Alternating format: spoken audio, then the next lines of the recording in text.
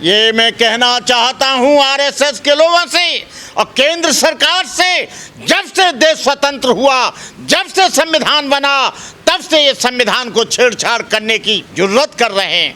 हमारे मौलिक अधिकारों का हनन कर रहे हैं, हमारे धार्मिक अधिकारों को नेस्ते नाबूद कर रहे हैं, हमारे सामाजिक अधिकारों पर ये पूरा का पूरा टारगेट कर रहे हैं। कब तक जुल्म करोगे, कब तक अत्याचार करोगे, कब तक बाबा साहब की वाणी को दबाओगे, कब तक लोगों की आवाज को दबाओगे? सौंदर्यीकरण के नाम पर संसद से बाबा साहब की मूर्ति हटा दी, पार्किंग के नाम पर तुमने दीक्षा भूमि को नेस्ते नाबूद कर दिया। अरे आरएसएस के लोगों, यह तुमको पार्किंग बनानी है तो आरएसएस के कार्यालय में पार्किंग बनाओ। अक्षय धाम मंदिर 50 एकड़ में है दिल्ली का, दिल्ली में बड़ी प्रॉब्लम है पार्किंग की, वहां बनाओ। अक्षय धाम तिरुपति का मंदिर है, वहां बनाओ। राम जन्मभूमि के नीचे बनाओ, जगन्नाथपुरी के मंदिर में बनाओ, विश्वनाथ के मंदिर में बनाओ, श्री कृष्ण की जन्मभूमि में बहुत परेशानी होती है, वहां पर बनाओ। तुम्हारे पास मिलिट्री है, तुम्हारे पास फौज है, तुम्हारे पास कार्यपालिका है, तुम्हारे पास न्यायपालिका है, तुम्हारे पास विधायिका है, तुम्हारे पास इलेक्ट्रॉनिक मीडिया और प्रिंट मीडिया है। हमारे पास क्या है? हमारे पास बोधिसत्व डॉक्टर बाबा साहब अम्बेडकर का बनाया हुआ संविधान है। हम उस मौलिक अधिकारों के लिए अपनी अंतिम सांस तक लड़ेंगे। दीक्षा भूमि के हालात देखकर मेरी आंखों में आंसू आ गए।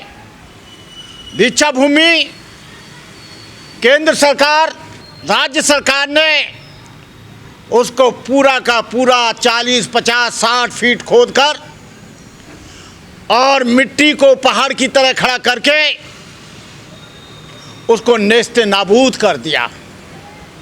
ये देश के वासियों, आज देश की विषम परिस्थितियों में, जब से 2014 से बीजेपी की गवर्नमेंट आई है, आरएसएस के इशारे पर अम्बेडकर वादियों की आस्था के केंद्रों को टारगेट किया जा रहा है। अम्बेडकर मूर्ति को संसद भवन से हटा दिया गया क्योंकि वहाँ लाखों लोग 14 अप्रैल और 6 अप्रैल को, 6 दिसंबर को अपने मसीहा को श्रद्धांजलि देने के लिए। आरएसएस ये नहीं चाहती कि डॉक्टर अम्बेडकर का मिशन भारत में फैले। दुनिया के अम्बेडकरवादियों का नागपुर की दीक्षा भूमि एक वो धम्म भूमि है जहां पर करोड़ों लोग हर बरस अपने मसीहा को, उस स्थान को देखने के लिए आते हैं जहां पर बोधिसत्व डॉक्टर बाबा साहब अम्बेडकर ने 5 लाख लोगों को दीक्षा ही नहीं देकर 22 प्रतिज्ञाओं को देकर लोगों को बौद्ध बनाने की घोषणा की। लेकिन ये आरएसएस के लोगों को अच्छा नहीं लगता कि डॉक्टर अम्बेडकर की यहाँ पर हर बरस 22 प्रतिज्ञाएं होती हैं। डॉक्टर अम्बेडकर के अनुयायी पूरे देश के कोने कोने से ही नहीं, Japan, Thailand, Burma, England, Poland, Holland, America, Canada से आते हैं। उनको ये बर्दाश्त नहीं होता। मैं बताना चाहता हूँ, ये जो पार्किंग इन लोगों ने बनाया, उसके रोकने का काम भारतीय बौद्ध महासभा, समता सैनिक दल और शिल्पा बहन के तमाम बहनों ने इसको रोकने का काम किया। मैं वहाँ की फोटोग्राफी कर लाया हूँ, वीडियो भी बना के लाया हूँ, ऑडियो भी बना कर लाया हूँ, फोटोग्राफ्स भी लाया हूँ। इन्होंने दीक्षा भूमि को ऐसा कर दिया कि वहाँ पर जो हमारे लाखों लोग आते हैं, एक आदमी वहाँ पर ना बैठ सके। वहाँ पर बाबा साहब अम्बेडकर की हज़ारों किताबों की दुकान लगती हैं, बाबा साहब अम्बेडकर और बुद्ध की मूर्तियों की दुकान लगती हैं, बाबा साहब अम्बेडकर के नाम पर तमाम संस्थाएं अपने अपने कैंप लगाती हैं। इनको बर्दाश्त नहीं हो रहा है। ये मैं कहना चाहता हूँ आरएसएस के लोगों से और केंद्र सरकार से, जब से देश स्वतंत्र हुआ, जब से संविधान बना, तब से ये संविधान को छेड़छाड़ करने की जुर्रत कर रहे हैं। हमारे मौलिक अधिकारों का हनन कर रहे हैं, हमारे धार्मिक अधिकारों को नेस्त नाबूद कर रहे हैं, हमारे सामाजिक अधिकारों पर ये पूरा का पूरा टारगेट कर रहे हैं। कब तक करते रहोगे? कब तक करोगे? कब तक जुल्म करोगे? कब तक अत्याचार करोगे? कब तक बाबा साहब की वाणी को दबाओगे? कब तक लोगों की आवाज़ को दबाओगे? तो ये मत भूल जाओ, ए नितिन गडकरी, चड्डीधारी आदमी जो केंद्र में बैठा है, मोदी और अमित शाह और देवेंद्र फडणवीस, ये मत भूल जाओ कि बाबा साहब के बच्चों को अभी मत छेड़ो। ये वो शेरनी हैं। इन लोगों को कहना चाहता हूँ, सौंदर्यीकरण के नाम पर संसद से बाबा साहब की मूर्ति हटा दी, पार्किंग के नाम पर तुमने दीक्षा भूमि को नेस्ते नाबूद कर दिया। तुमको केवल पार्किंग और सौंदर्यीकरण, अंबेडकर और अंबेडकर की मूर्ति और दीक्षा भूमि ही तुमको याद आती है। अरे आरएसएस के लोगों, यह तुमको पार्किंग बनानी है तो आरएसएस के कार्यालय में पार्किंग बनाओ। अक्षय धाम मंदिर 50 एकड़ में है दिल्ली का, दिल्ली में बड़ी प्रॉब्लम है पार्किंग की, वहाँ बनाओ। अक्षय धाम तिरुपति का मंदिर है, वहाँ बनाओ। राम जन्मभूमि के नीचे बनाओ, जगन्नाथपुरी के मंदिर में बनाओ, विश्वनाथ के मंदिर में बनाओ, श्री कृष्ण की जन्मभूमि में बहुत परेशानी होती है, वहाँ पर बनाओ।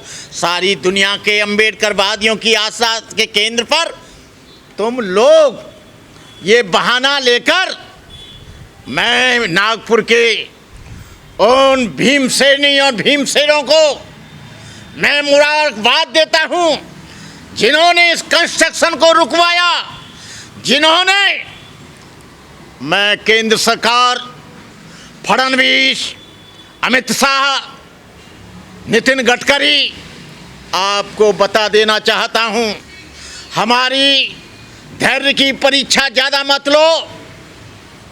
नहीं, ये एक बार मूड सटक गया तो क्या होगा हम भी नहीं जानते हैं। आप लोगों ने दीक्षा भूमि को खोद कर डाल दिया। 12 अक्टूबर को दशहरा आ रहा है। यदि 1 अक्टूबर तक आपने इस भूमि को समतल नहीं किया, पूरे देश में आंदोलन होगा, रेलें रोकी जाएंगी, हाईवे रोके जाएंगे, दुकानें बंद की जाएंगी, शांतिपूर्वक की जाएंगी, अहिंसात्मक तरीके से किए जाएंगे। तुम ये मत सोचना कि हम चुप बैठेंगे। यदि यहाँ पर शांति भंग होती है तो इस बात के जिम्मेदार 2 लोग होंगे, एक तो नितिन गडकरी और एक देवेंद्र फडणवीस। ए फडणवीस, मैं दिल्ली में रहता हूँ, मेरा नाम भंते करुणाकर है। अभी मैंने आह्वान नहीं किया, अभी फतवा जारी नहीं किया है। तुम इस मिलिट्री का अहंकार में मत रहना, इस पुलिस के मगरूरी में मत रहना। हम लोग ना पुलिस से डरते हैं, ना तुम्हारे न्यायालय से डरते हैं, ना तुम्हारी मिलिट्री से डरते हैं। हम लोग संघर्ष करेंगे, संवैधानिक संघर्ष करेंगे। तुम्हारे पास मिलिट्री है, तुम्हारे पास फौज है, तुम्हारे पास कार्यपालिका है, तुम्हारे पास न्यायपालिका है, तुम्हारे पास विधायिका है, तुम्हारे पास इलेक्ट्रॉनिक मीडिया और प्रिंट मीडिया है। हमारे पास क्या है? हमारे पास बोधिसत्व डॉक्टर बाबा साहब अम्बेडकर का बनाया हुआ संविधान है। हम उस मौलिक अधिकारों के लिए अपनी अंतिम सांस तक लड़ेंगे। तुम ये मत भूल जाना कि हम अहिंसा में विश्वास रखते हैं। तुम ये मत भूल जाना कि हम शांति में विश्वास करते हैं। तुम ये मत भूल जाना कि हम मौलिक सिद्धांतों की रक्षा के लिए लड़ेंगे। हम लोग शांति में विश्वास रखते हैं। मैं लोगों से आह्वान करता हूँ, देश के लोगों से, अम्बेडकरवादियों से, धैर्य रखना। यदि 1 अक्टूबर से पहले दीक्षा भूमि समतल नहीं होती है, पहले की तरह पुनः जैसे पहले स्थिति थी नहीं होती है, तो 1 अक्टूबर से सारे देश में आंदोलन होगा। 1 अक्टूबर से ट्रेनें रोकी जाएंगी, 1 अक्टूबर से नागपुर बंद होगा, 1 अक्टूबर से भूचाल आएगा। और मैं अम्बेडकरवादियों से कहना चाहता हूँ कि तुम कोई हिंसात्मक काम मत करना।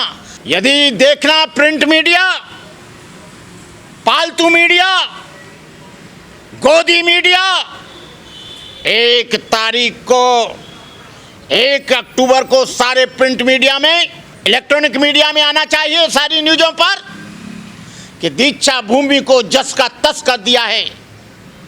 सारे पिलरों को तुड़वाकर सारे गड्ढों को भर दिया है। अब कोई चिंता की बात नहीं है।